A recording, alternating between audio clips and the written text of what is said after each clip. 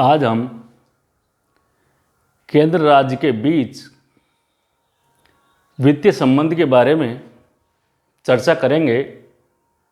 इससे पूर्व दो वीडियो के माध्यम से केंद्र राज्य के बीच विधायी व प्रशासनिक संबंधों की चर्चा की थी, जिसमें आपको केंद्र राज्य संबंधों को समझाने का पूरा प्रयास किया था। उसी कड़ी में आज इस तृतीय वीडियो के माध्यम से केंद्र राज्य के बीच वित्तीय संबंध जो भारतीय संविधान के भाग 12 के अनुच्छेद 268 से 293 तक वर्णित है। संघात्मक शासन व्यवस्था में केवल विधायी व प्रशासनिक शक्तियों का ही विभाजन नहीं होता, बल्कि वित्तीय शक्तियों का बंटवारा भी दोनों के बीच होता है। केंद्र राज्य के मध्य वित्तीय शक्ति के बंटवारे का मूल सिद्धांत कार्यक्षमता, पर्याप्तता व उपयुक्तता पर आधारित है। इसके आधार पर कर निर्धारण, शक्ति का वितरण व कर से प्राप्त आय का विभाजन भारतीय संविधान के में वित्त के बारे में केंद्र राज्य संबंध का मुख्य आधार भारतीय शासन अधिनियम 1935 है, जो केंद्र राज्यों के वित्तीय संबंधों के बारे में 2/3 हिस्सा इसी शासन अधिनियम से लिया गया है। हम भारतीय संविधान में वित्तीय प्रावधानों का अध्ययन 2 आधारों पर करेंगे। पहला, कर निर्धारण का अधिकार, दूसरा, करों से प्राप्त आय का विभाजन। पहला, कर निर्धारण का अधिकार। कराधान से तात्पर्य संसदीय विधि के द्वारा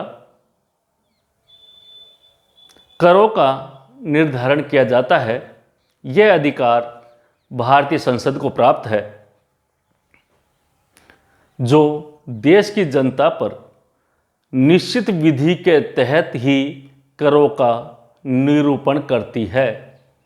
संविधान के अनुच्छेद 265 में स्पष्ट उल्लेख किया गया है कि किसी भी प्रकार का कर विधि के प्राधिकार से ही आरोपित या संग्रहित किया जाएगा, अन्यथा नहीं। अर्थात कर लगाने का अधिकार संसद या राज्य विधानमंडलों में एक निश्चित प्रक्रिया के माध्यम से पास होना अनिवार्य है, तभी देश की जनता पर किसी कर को लागू किया जा सकता है।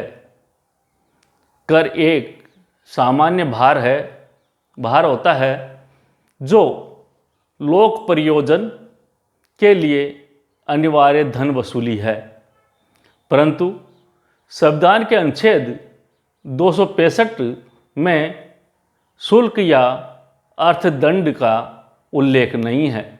शुल्क किसी विशिष्ट सेवा के बदले लिए जाने वाला धन है।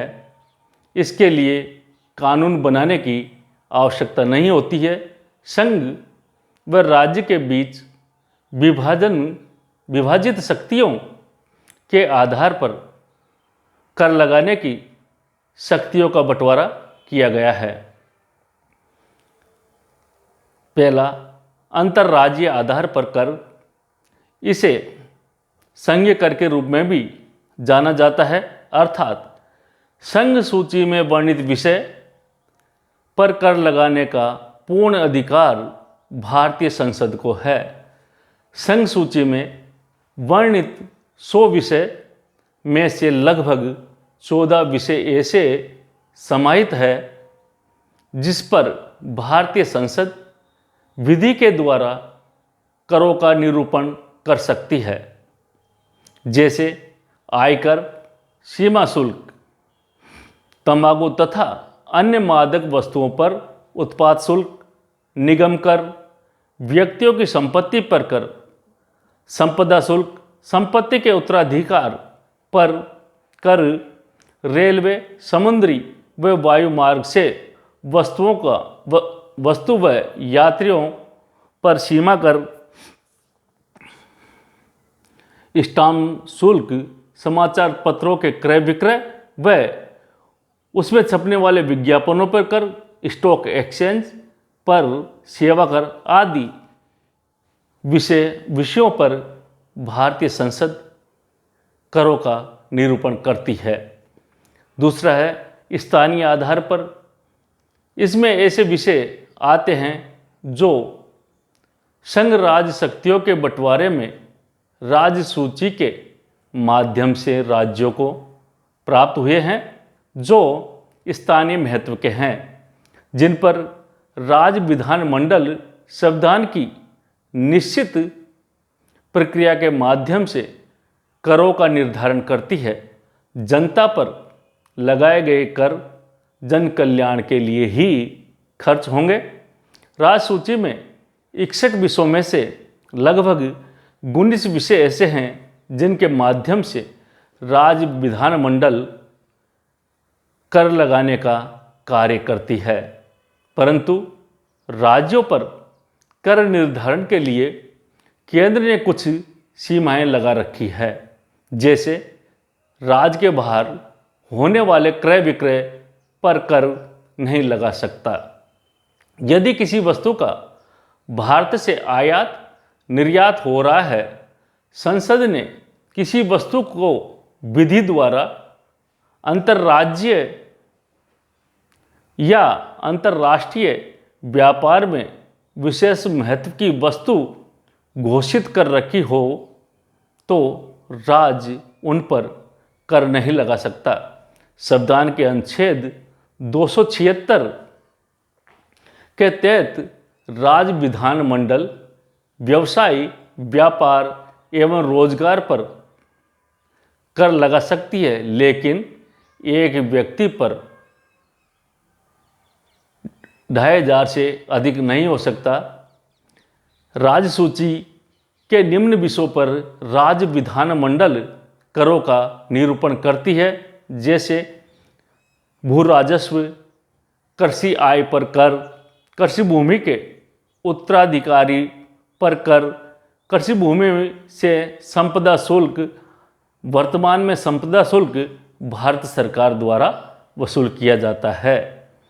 भूमि व भवन पर कर, खनिज वस्तुओं पर कर, शराब, पेय पदार्थ, अफीम आदि मादक पदार्थों पर कर, स्थानीय उपयोग की वस्तुओं पर बिक्री कर, समाचार पत्रों, रेडियो व दूरदर्शन पर दिखाए जाने वाले विज्ञापनों पर कर, सड़क पर प्रयुक्त वाहनों पर पथ कर आदि ये इन पर कर लगाने का अधिकार राज्यों के विधानमंडलों को है।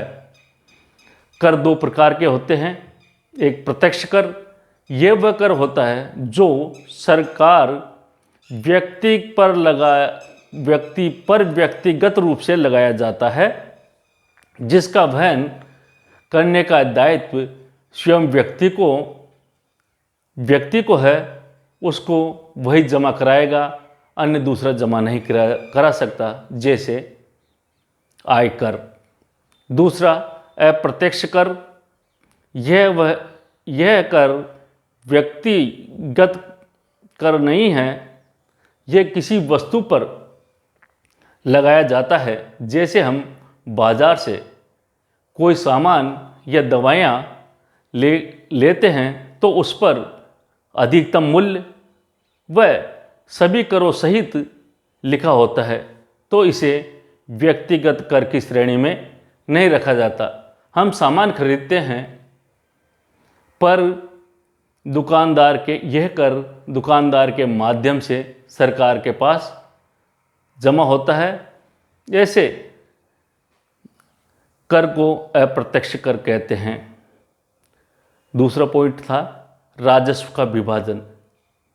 सरकार कर के माध्यम से धन संग्रहित कर लेती है तो उसका विभाजन केंद्र व राज्यों के बीच किया जाता है, जिसका हमारे संविधान के अनुच्छेद 268 से 272 तक स्पष्ट विवरण दिया गया है। संविधान के अनुच्छेद 270 संघ सूची के विषयों पर कर लगाने का कार्य भारतीय संसद का है। इस प्रकार के कर केंद्र द्वारा लगाए व एकत्रित किए जाते हैं। इस एकत्रित धन का विभाजन केंद्र व राज्यों के मध्य किया जाता है। पूर्व में केवल आयकर व उत्पाद शुल्क से प्राप्त धन का ही विभाजन किया जाता था, परंतु 80वें संविधान संशोधन 2000 के बाद अधिकतर करों से संग्रहित आय का विभाजन केंद्र व राज्यों के मध्य किया जाता है। अनुच्छेद 269 के तहत केंद्र कर लगाएगा व एकत्रित करेगा, परंतु प्राप्त धन वह राज्यों को सौंपेगा।